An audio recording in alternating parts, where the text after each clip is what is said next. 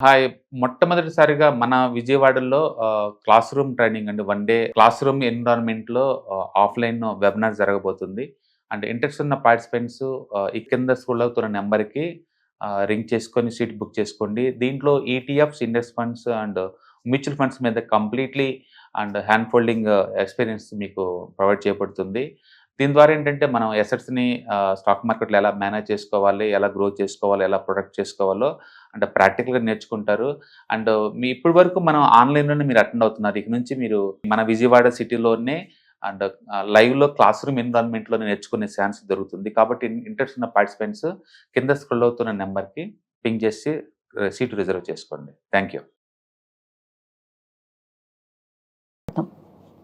నమస్తే కళ్యాణ్ చక్రవర్తి నమస్తే గారు. మేడం. కళ్యాణ్ గారు ఇండియన్ ఆర్మీలో వర్క్ చేసి రిటైర్ అయ్యారండి. ఆయన పేరు ప్రసాద్. ఆయన మనకు ఒక మెయిల్ చేశారండి.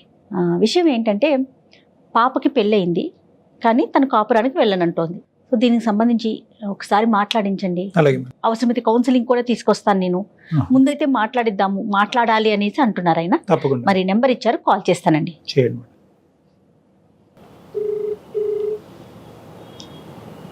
హలో, ప్రసాద్ గారండి, అవునండి. నమస్తే అండి. నా పేరు జయ అండి. అందమైన జీవితం ప్రోగ్రామ్ నుంచి కాల్ చేస్తున్నాను, సుమన్ టీవీ నుండి. నమస్తే నమస్తే మేడం. నమస్తే ప్రసాద్ గారు, మీ మెయిల్ చూశాను. నాతో పాటు డాక్టర్ కళ్యాణ్ చక్రవర్తి గారు కూడా ఉన్నారు.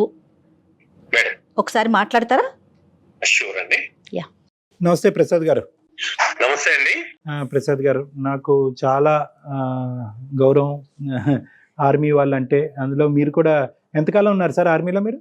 Yes sir, I served 20 years sir sir sir as a major Indian Army. అబ్బా, నేను ఆర్మీలో మేజర్ చేసి రిటైర్ అయ్యాను సార్. చాలా సంతోషం సార్. మీ ప్రోగ్రామ్స్ అవి చూస్తూ ఉంటాను సార్. మీరు చక్కటి కౌన్సిలింగ్ ఇస్తున్నారు. సార్ ఒక చిన్న సమస్య నా లెవెల్లో నేను ప్రయత్నం చేశాను. దాన్ని మీకు కూడా తీసుకొద్దాం, ఏమన్నా దానికి పరిష్కారం దొరుకుతుందేమో అని చెప్పినట్టు ఒక చిన్న ఆశతోటి మెయిల్ పంపించాను సార్ మీకు. చెప్పండి సార్. ఏం లేదు సార్, ఒక్కగాను ఒక అమ్మాయి అండి. ఎంతో గారాభంగా పెంచుకున్నాం, చక్కటి చదువులు చదివించాం, ఉన్నతమైనటువంటి విలువలతోటి. స్వతహాగా నేను బేసిక్ ఆర్మీలో ఉన్నాను కాబట్టి దేశం అంటే భక్తి, ఇతరులను ప్రేమించటం, పెద్దవాళ్ళని గౌరవించటం, ఇలాంటివన్నీ స్వతహాగా యూనిఫామ్ డ్యూటీలో ఉన్నాం కాబట్టి మా పిల్లలకు కూడా అదే దీనిలో మేము పెంచామండి. సంతోషం అండి, సంతోషం. అన్ని బాగానే ఉన్నాయి, కాకపోతే ఒక చిన్న సమస్య ఒకటి వచ్చిందండి సార్. చక్కటి మా అమ్మాయి ఒక పద్ధతి అన్ని తనకంటూ ఒక ప్రిన్సిపల్ దీనిలో పెరిగినటువంటి అమ్మాయి, చక్కగా ఉంటుంది, మంచి హైలీ క్వాలిఫైడ్, మంచి మంచి సంబంధాలు వచ్చినాయండి. కానీ వచ్చిన సంబంధాలన్నీ కూడా అబ్రాడ్ సంబంధాలు.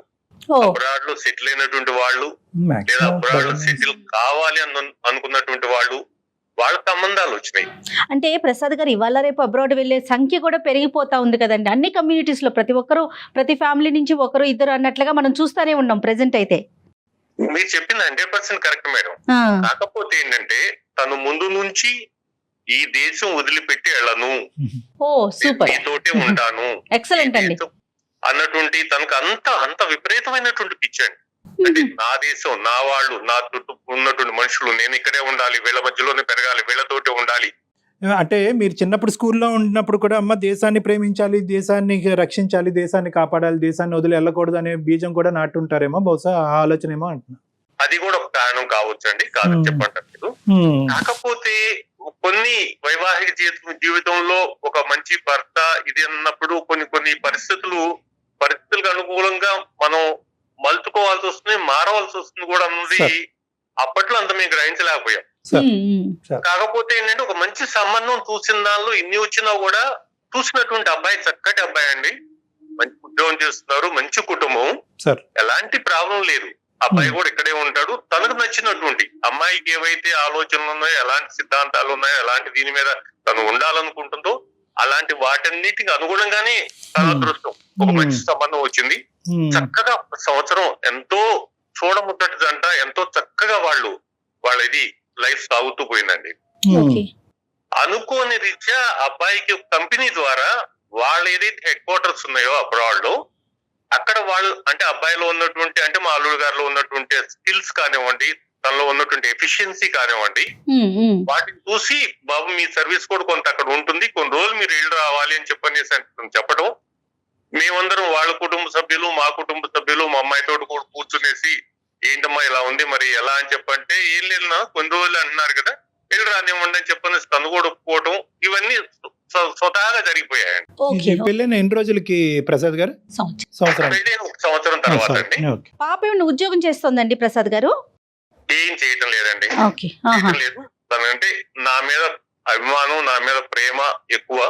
మీరు అంటున్నారు వాళ్ళ మదర్ అంటే ఆవిడేం చేస్తుంటారు? అంటే తను లేదండి, అదొకటి కొంచెం తనకు ఆ లోటు ఒకటి కనపడుతుంది. అది కూడా ఒక రీజను. నేనంటే అంత ప్రేమ.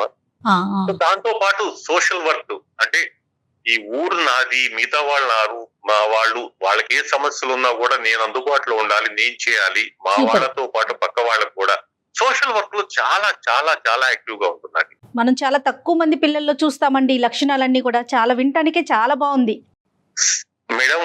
నాకు ఒక గర్వపడతానండి. అవునండి, నా కూతురు ఇలాంటి కూతురు నాకుంది, ఇలాంటి కూతురు నేను కన్నాను. తను 10 మంది గురించి ఆలోచిస్తుంది, ఈ దేశం గురించి ఆలోచిస్తుంది, తన చుట్టాల గురించి ఆలోచిస్తుంది, తన చుట్టుపక్కల వాళ్ళ గురించి ఆలోచిస్తుంది. యాజ్ ఎ ఫాదర్ గా I'm really very proud madam మా అమ్మాయి గురించి. ఓకే అండి, ఓకే, సంతోషం. అన్ని బాగున్నా కూడా ఈ అబ్బాయి ఎక్కడైతే కంపెనీ రీత్యా అక్కడికి వెళ్లాల్సి వచ్చిందో, సరే చెప్పడం, అక్కడికి వెళ్ళటం అవన్నీ జరిగాయండి. వెళ్ళిన తర్వాత 2 నెలలు, 4 నెలలు, 6 నెలలు, 8 నెలలు, 10 నెలలు చూస్తే అలా గడిచిపోయిందండి.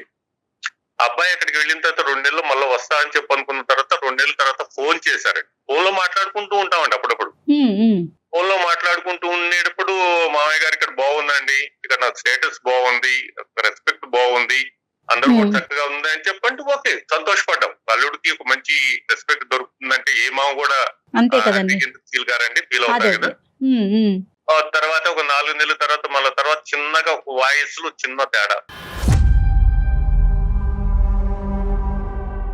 మామయ్య గారు ఇక్కడే ఉండిపోమంటున్నారు, ఇక్కడ ఉంటే నాకు ఇంకా బాగుంటుంది, ఫ్యూచర్ ఎంతో అద్భుతంగా ఉంటుంది, ఒక రెస్పెక్ట్ ఉంటుంది అన్న దగ్గర చిన్నగా ఇది ఉంటే అక్కడి నుంచి నాలో ఒక చిన్న టెన్షన్ స్టార్ట్ అయిందండి.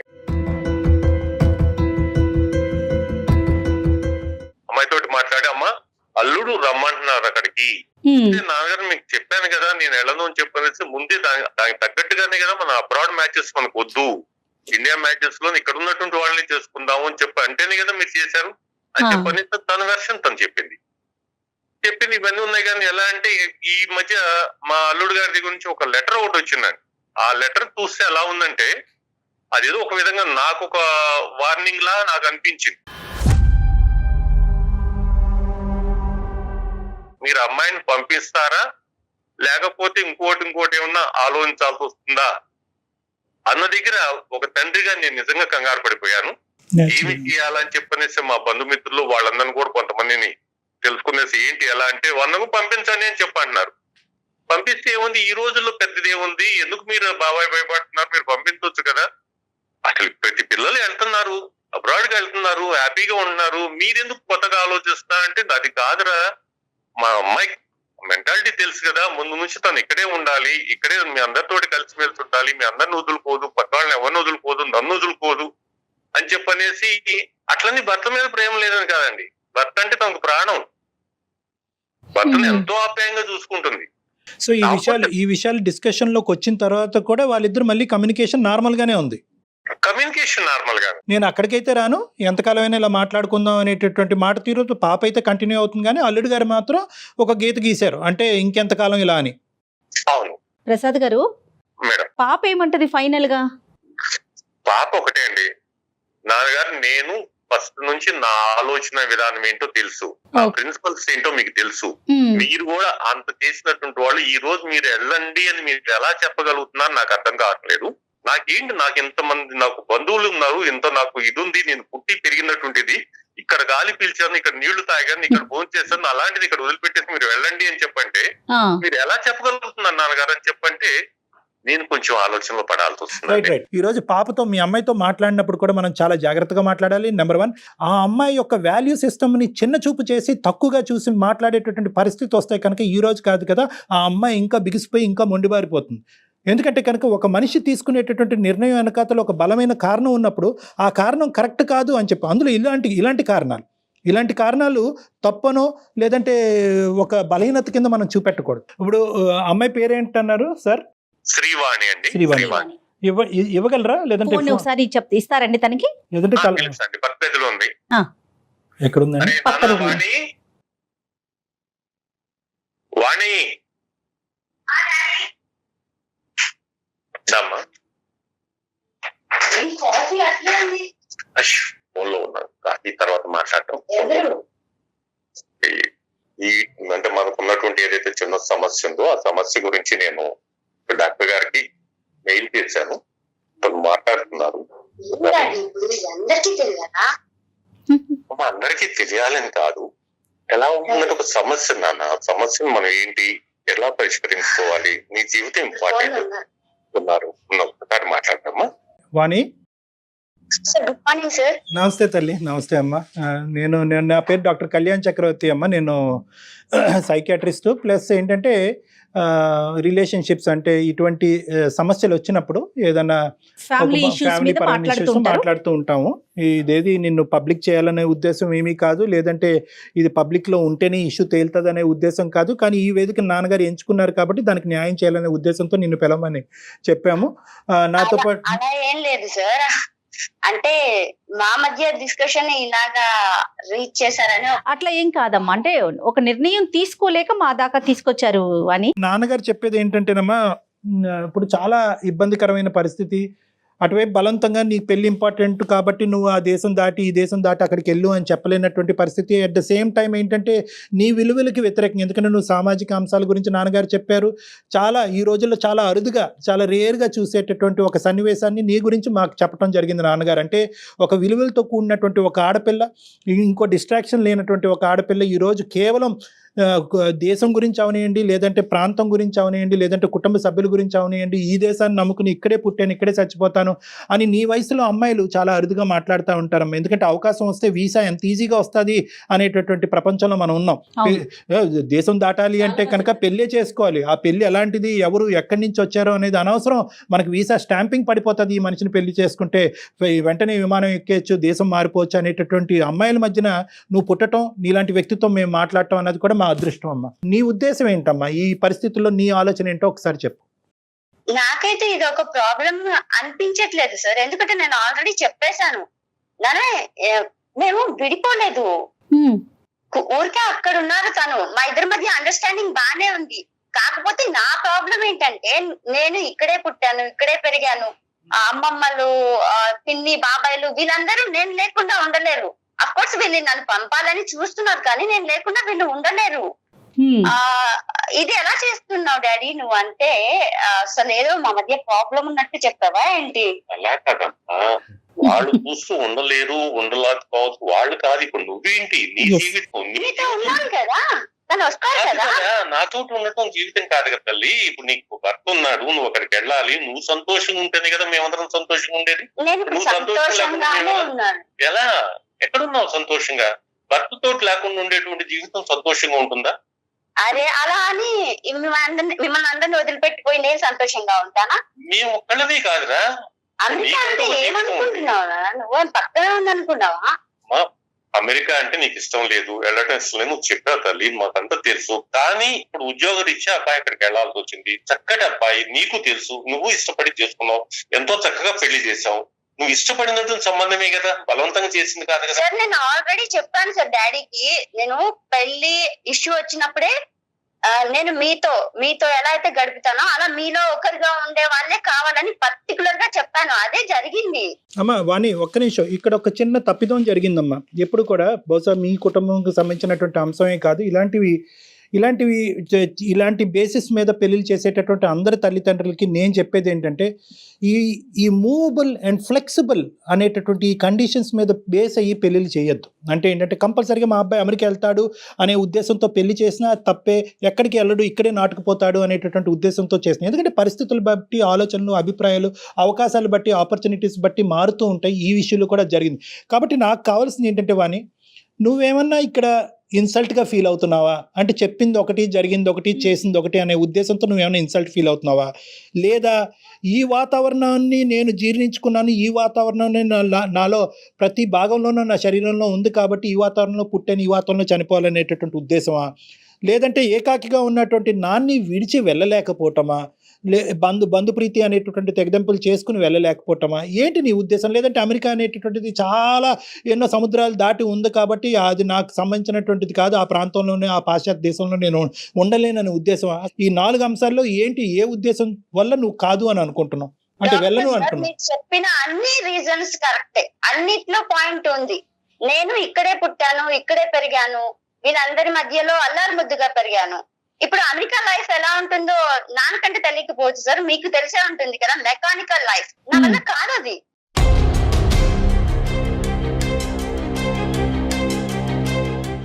ఒక గంట సేపు పిన్ని బాబాయిలతో మాట్లాడాలి, మా అమ్మమ్మతో ముచ్చటించాలి, అప్పుడప్పుడు ఏదైనా బర్త్డే అకేషన్స్ వచ్చినప్పుడు ఆశ్రమాలకు వెళ్ళాలి, సడన్ గా దైవభక్తి గుర్తొచ్చినప్పుడు తిరుపతి వెళ్ళాలి. ఇవన్నీ నేను అమెరికాలో చేయలేను. మరి the other side of the coin ఏంటి?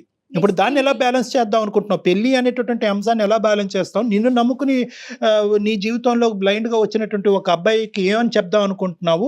ఇదేంటయ్యా పిల్లని పెళ్లి చేసి ఇంట్లో పెట్టుకున్నావు అని చెప్పి మీ తండ్రికి ఏర్పడేటటువంటి ప్రశ్నలకు సమాధానం ఏం చెప్దాం అనుకుంటున్నావు?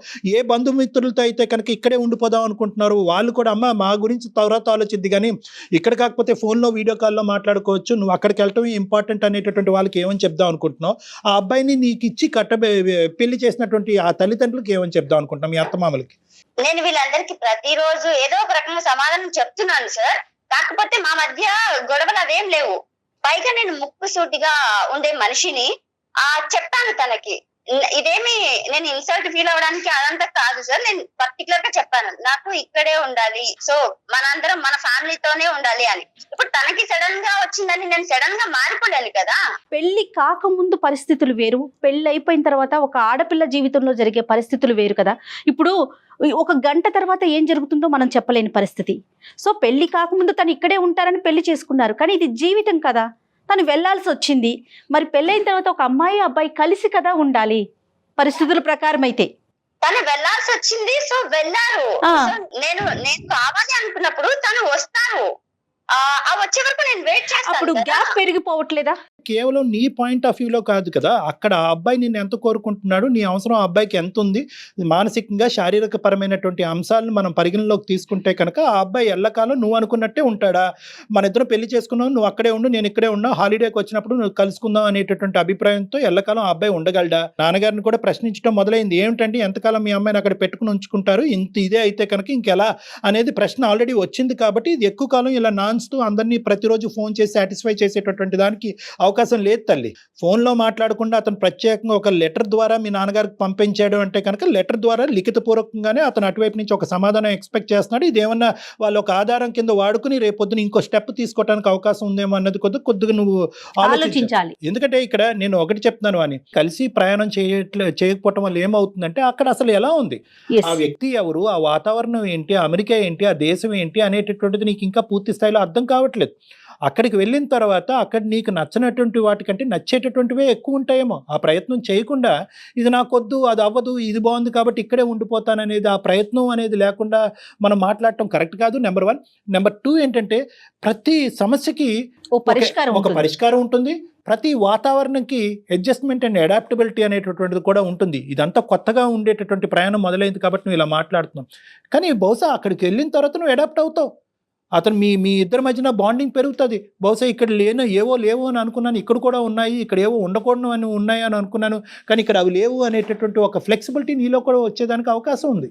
లేదు సార్, మీరు అన్నట్టు మా మధ్య బాండింగ్ బాగా పెరగచ్చు. అక్కడ పరిస్థితి ఎలా ఉంటుందంటే తన పని తను చేసుకోవడానికి టైం సరిపోదు. ఇంకా నాతో నేను ఇక్కడన్నా ఫోన్ లో అన్నా మాట్లాడుకుంటున్నాం ఐ లవ్ యూ అని, అక్కడికి వెళ్తే కనీసం నా ఫేస్ చూసి కూడా ఐ లవ్ యూ చెప్పేది టైం ఉండదు. సో అక్కడ తను ఏ తప్పు చేయడానికి నమ్మకం నాకుంది. ఇక్కడ నేను నాన్న సంరక్షణలో సేఫ్ గా. ఏంటి నాన్న సంరక్షణ? ఇప్పుడు ఈ రోజు నువ్వు చేసే దాంతో నాన్న తలెత్తుకొని తిరగలుగుతున్నారా?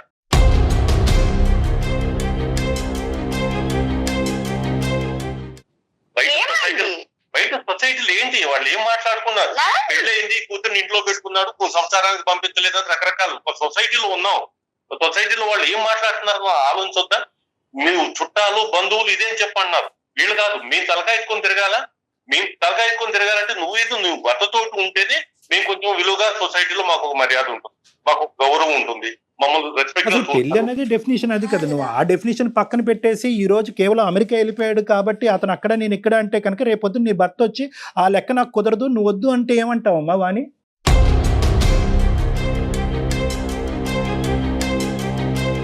నాకు నమ్మకం ఉంది సార్. అనరు వీళ్ళందరూ అనవసరంగా భయపడుతున్నారు. లేదమ్మా, అనని వ్యక్తి లెటర్ ఎందుకు లెటర్ రాస్తాడమ్మా? రాశాడమ్మా, నాన్నగారు లెటర్ రాశాడు, అతను లెటర్ రాసి అది బహుశా నాతో వాదించలేక నాన్నని బెదిరించడానికి అయిండొచ్చు కదా.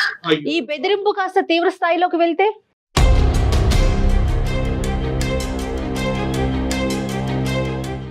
తను ఒక జాబ్ వచ్చి 2 months లో వస్తానని వెళ్ళిపోయి అవును. అక్కడికి వెళ్ళిన తర్వాత నాకు ఇక్కడ బాగుంది, నేను ఇక్కడ కంఫర్ట్ గా ఫీల్ అయిపోతున్నానంటే నేను సడన్ గా నువ్వు వచ్చే ఇక్కడ కంఫర్ట్ ఉంది అని నువ్వు చెప్తే ఎలాగా? నాకు అనిపించాలి కదా నాకు ఇక్కడ కంఫర్ట్ ఉంది.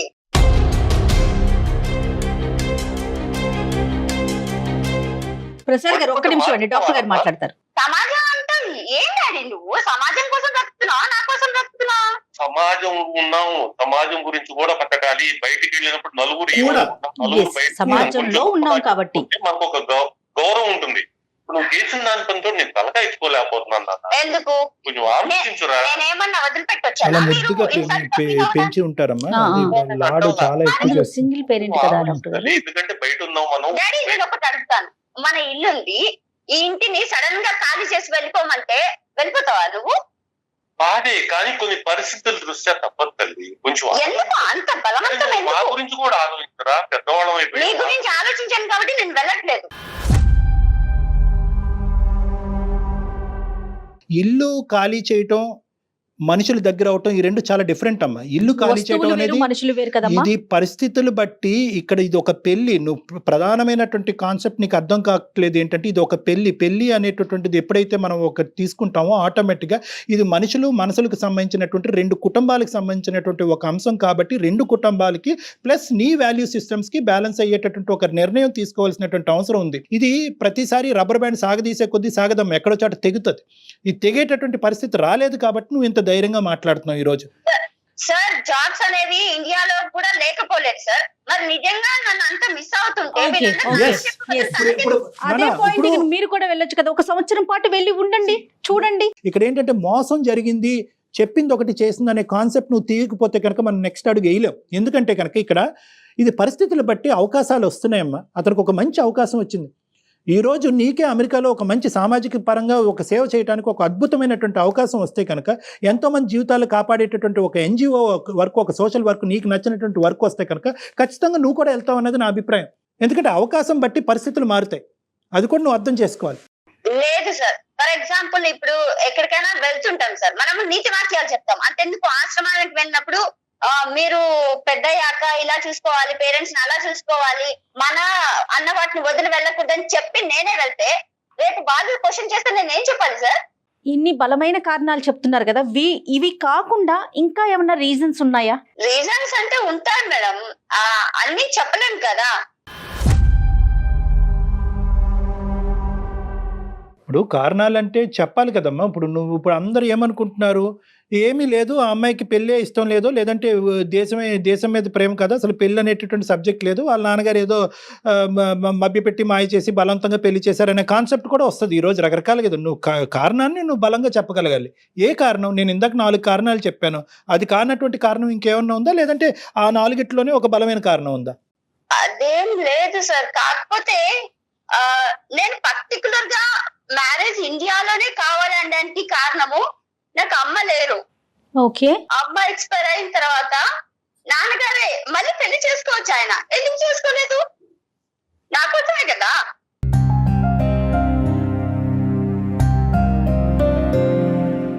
ఇప్పుడైతే నాకు అమెరికాలో జాబ్ ఉన్న భర్త చేశాడు అని బాధను వదిలిపెట్టి వెళ్ళలేను కదా. నాకు కొన్ని ఉన్నాయి ఇక్కడ. అసలు ఈయన నాకు చాలా వాటికి ఇన్స్పిరేషన్. ఒకవేళ నేను ఇప్పుడు ఇలా మొండిగా ఉన్నంటే అది కారణం మా డాడీదే.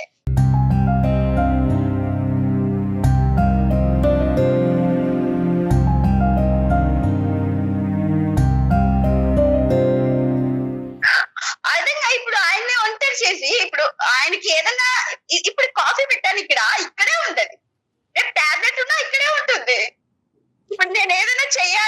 అనుకుంటే నన్ను దాచి వెళ్ళే వరకు నేను ఈయనతోనే ఉండాలి.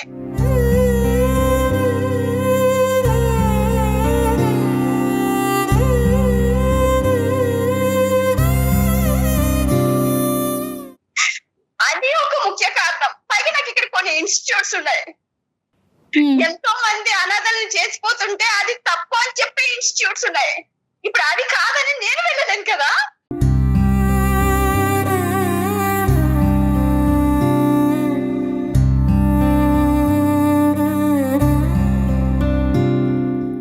ఏంటి డాక్టర్ గారు సొల్యూషన్ ఏంటి అసలు ఈ సమస్యకి? అమ్మ వాణి, అమ్మ ఇది నువ్వు చెప్పేటటువంటి ప్రతి అంశము మమ్మల్ని అందరినీ కదిలిస్తుంది, మమ్మల్ని అందరినీ ఇమోషనల్ గా చేసేటటువంటి బాధేనమ్మా, కాదనట్లేదు. వ్యాలిడ్ గా అనిపిస్తోంది. నువ్వు చాలా ఇమోషనల్ అవుతున్నావు. కేవలం నాన్న చుట్టూరునే నా జీవితము, కరెక్టే, కాదనట్లేదు ఇప్పటి వరకు.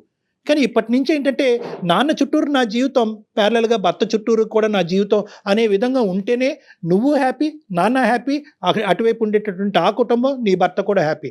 అందుగురించి నేను ఇందాకటి నుంచి అంటున్నాను, బ్యాలెన్స్ చేసుకోవాలని నేను అంటున్నాను. Balance does not mean deprivation of your father. మీ తండ్రి ప్రేమని నువ్వు సాక్రిఫైస్ చేసేసి నువ్వు అక్కడికి వెళ్ళిపోమని చెప్పట్లేదు. దాన్ని కాపాడుకుంటూ ఆ ప్రేమని, ఆ పెళ్లిని కూడా కాపాడుకునేటటువంటి మార్గాన్ని నేను చెప్తున్నాను. నాన్నగారికి నేను అత్తగారి ఇంట్లో ఉంటేనే ఆనందం అనుకుంటే, నేను ఈ ఇంట్లో నుంచి మా అత్తగారి ఇల్లు కూడా ఇక్కడే ఉంది, అక్కడికి వెళ్తాను. కానీ నా సరౌండింగ్స్ ని వదిలి వీళ్ళకి మరీ దూరంగా వెళ్ళిపోలేను.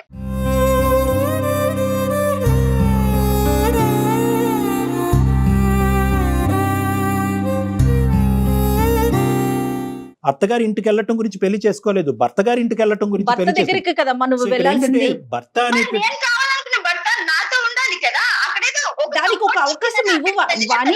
కంఫర్ట్ దొరికిందని అక్కడికి వెళ్ళి వాణి కాదమ్మా, వాణి. లేదు కదా.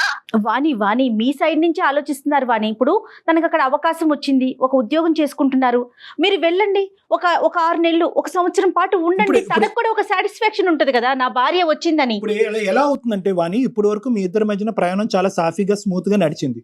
ఇప్పుడు ఏంటంటే టెస్టింగ్ టైం.